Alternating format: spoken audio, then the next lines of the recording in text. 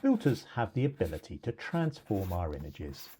However, there are some problems.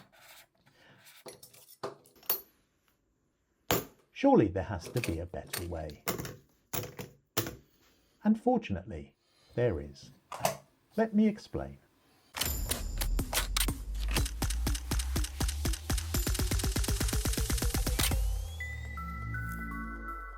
Filter systems over the years have come in two main types of system. You've got the rotary screw-in type where you screw in a filter to the filter diameter of your lens, and then you have the square system.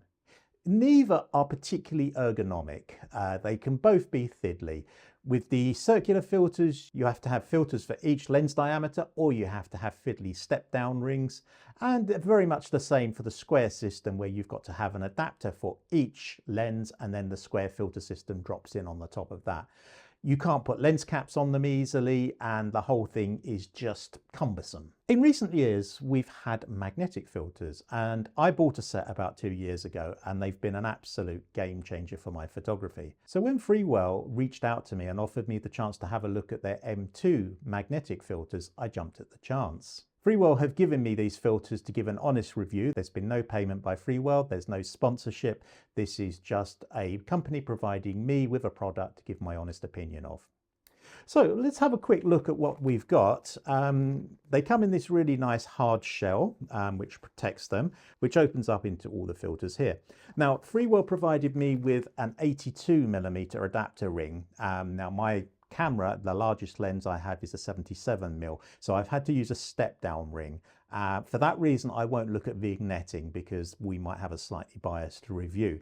However, the way it works is very, very simple. You are given an adapter ring. You have one for each of your lens diameters. These adapter rings are magnetic, and you can simply drop on the filter, or more importantly, the lens cap. This means you can leave these adapters on, have a lens cap, and quickly swap things around. You take the lens cap off, and then you pull your filter from the case, and you simply drop the filter on. They're completely stackable. You can put several filters on. I don't know about how far you can go and get vignetting. I would say probably stick to 2, but it's as simple as that. You can even, if you want to leave the filter on, drop your lens cap on over the top of it as well. So Freewell M2 magnetic filters, an excellent way forward for photography. So in the particular package that Freewell sent me, as I say, they sent me an 82mm adapter, and this is the 82mm set. In here I have a UV filter, I have a circular polarizer filter, I have an ND8, an ND64 and an ND1000. So a very, very versatile kit, particularly for landscape photographers, long exposure photographers, and people that like to use ND filters. The filters themselves are really nice quality. We'll have a look outside at the actual image quality, but the build quality is very nice. They're quite lightweight, which is a good thing. The outside feels like it might be aluminium. One of the things I really do like is the knurling. You've got some knurling on the outside diameter, which actually makes it very easy to grip and drop on, but more importantly to actually take off the lens, which obviously needs a little bit of force to take it off due to the magnets. So that's a really nice touch. Another really nice touch is the quite large lettering on the side, which you might or might not be able to see, which denotes which filter it is. So you can quite easily see whether it's an ND60 or an ND1000. So overall, really nicely designed, nice and lightweight, well packaged, but I think the only thing you can really do is to go out and test them. And I did that a couple of days ago. I went down to my favorite location on the weir by the River Weir. The great thing about that is we've got lots of moving water. It was a gloomy, very overcast day, but that was great because it meant the light levels were exactly the same all the way through the shoot. What I did is I set the camera up. I took exactly the same shot without the filter, and then using the UV filter, the CPL, and then the ND filters. I used a manual white balance, so the white balance didn't change at all. That will give us a good test to see whether there's any color casts or shifts when we actually go through the images. In terms of the exposure, I used a fixed aperture and literally just changed the shutter speed in order to match the exposure once I dropped on a new ND filter. I've imported them into Lightroom, and let's go and have a look at them. So here we have the images in Lightroom, and this is the first image. This is the correct exposure and with no filter attached. I'm not going to look at the UV filter because that shouldn't actually have any great effect. What I'm going to do, I'm going to zoom into the detail here on the brickwork, and as you can see, it's a pretty sharp image. It looks pretty good. Next we'll move to the ND8. And you can see there's absolutely no change in sharpness here. However, there is a very slight color shift. It's got very slightly cooler, perhaps a touch bluer, perhaps a touch magenta in it. So there is a slight color shift in the ND8. In the ND64, the color has shifted back to pretty much what it was without the filter.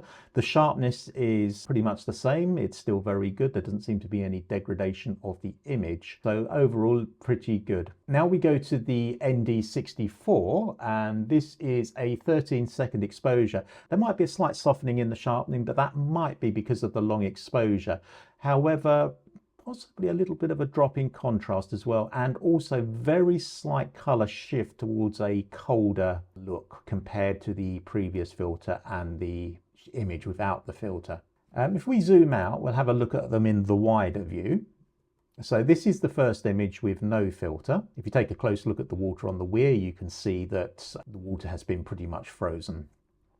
We move to the first level at ND8, you can see that color shift there. It's very, very slight, and it's very slightly cold. So I don't think it's a major issue. The sharpness holds up well.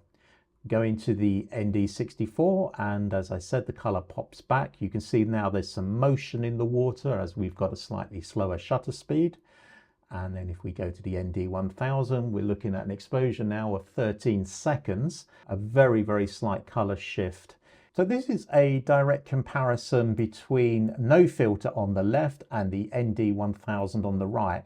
And you can see there is no color shift. The sharpness is pretty much the same, so there's no real image degradation of it.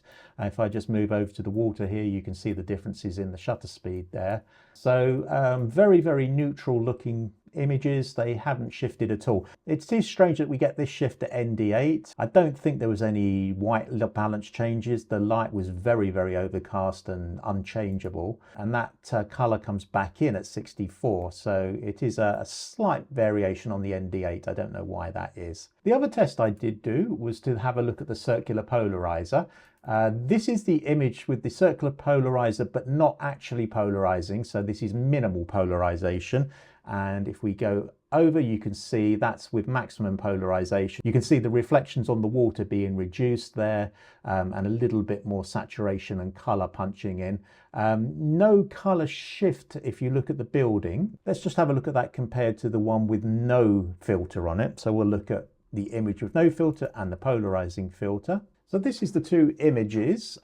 You can see on the left we have the image with no filter, on the right we have the one with the polarizer at max. You can see there is a little boost in saturation and color there.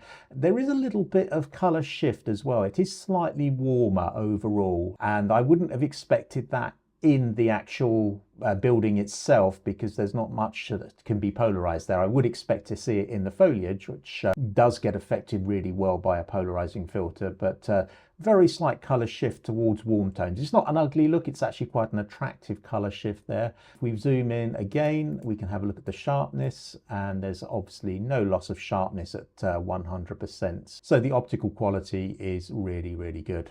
So in conclusion, I'm actually really impressed. The build quality is nice. As I said, I like that knurling on the edge. The image quality really does seem to hold up. There doesn't seem to be any loss of sharpness using these filters. There are some very slight color shifts, but if you're shooting raw, that's not a problem. With the polarizer, it's getting slightly warmer, and with the ND8, there does seem to be a slight color shift with that, but the ND64 and the ND1000, there doesn't seem to be any color shift at all. Freewell have provided me with an affiliate link if you'd like to purchase these filters. I will put that in the description below. I would get a small commission from that, so I'm just being upfront about that. But overall, very impressed with these filters, and I would definitely recommend them. Anyway, I hope you've enjoyed this video. If you have, a thumbs up would be brilliant. If you've got any questions about the M2 magnetic filters from Freewell, please drop them in the comments below, and I will see you in the next one.